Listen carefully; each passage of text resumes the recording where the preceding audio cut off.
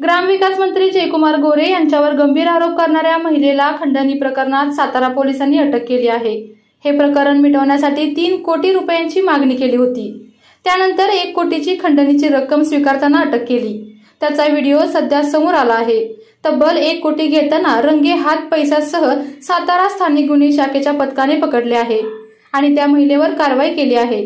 आज या महिलेला दुपारच्या सुमारास न्यायालयात हजर केले जाणार असल्याची माहिती पोलिसांनी दिली आहे।